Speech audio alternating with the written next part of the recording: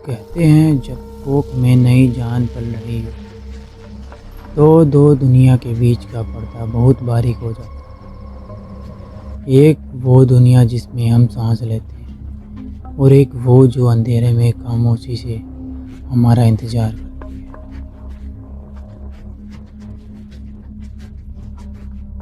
भानगढ़ी गांव की उस रात वो पर्दा उठने वाला था। सुमन, मैं शहर निकल रहा हूँ। आज जमींदार साहब का पुराना हिसाब चुकता करना है, तो शायद लौटते लौटते काफी रात हो जाए। तू अपना और हमारे इस आने वाले मेहमान का अच्छे से ध्यान रखना। आप मेरी चिंता मत करो जी। मैं घर से बाहर कदम भी नहीं रखूंगी। बस आप अपना काम खत्म करके जल्दी लौट आना। रामू, आज अमावस की रात है बेटा। सूरज ढलने से पहले घर लौट आना। और बहू, तू शाम ढलने के बाद भूल से भी अपने बाल खुले मत छोड़ना। कच्चा मांस या मीठा बाहर से मत खाना।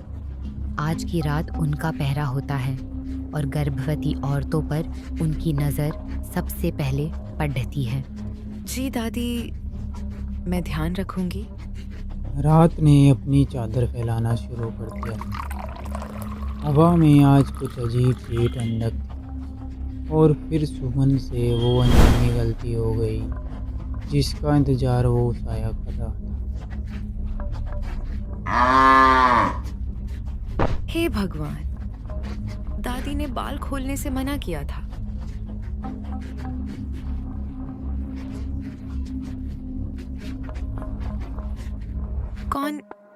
कौन है वहां?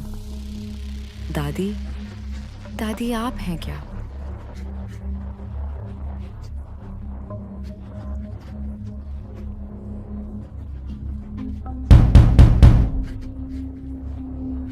सो जा मेरे लाल, सो जा। तेरी माँ आई है। ये कौन है? दादी, दादी बचाओ।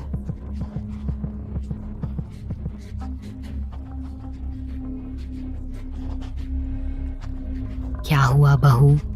तू चिल्ला क्यों रही है? दादी, बाहर कोई है। वो मेरे बच्चे को लोरी सुना रही है। दादी, दरवाजे से दूर हट जा बहू।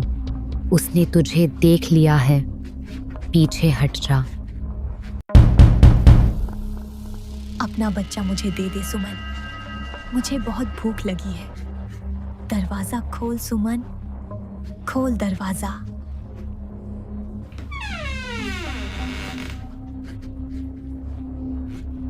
रामू।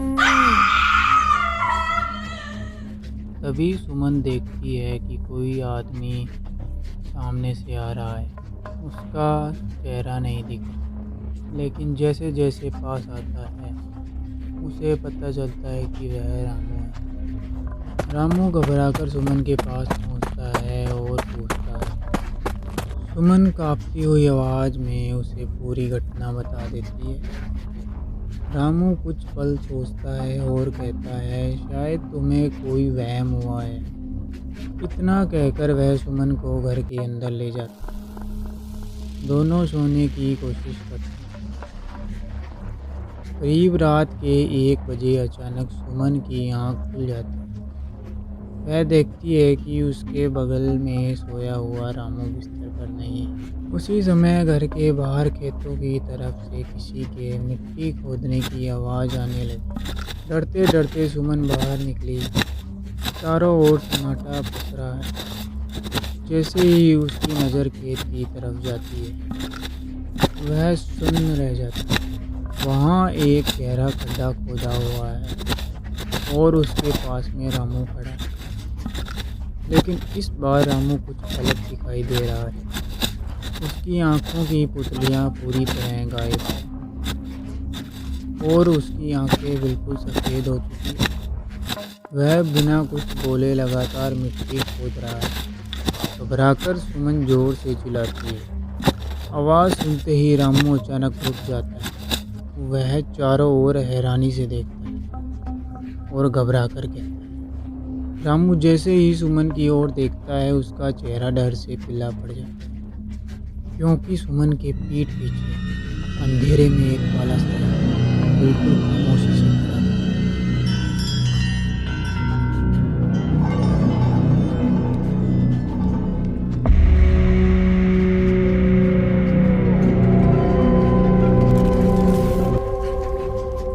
आखिर रामू रात में गड्ढा क्यों खोद रहा था? सुमन के पीछे दिखाई देने वाला काला साया कौन था? इन सभी सवालों का जवाब मिलेगा अगले पार्ट में। और आप बिना डरे चैनल को सब्सक्राइब करना न भूलें।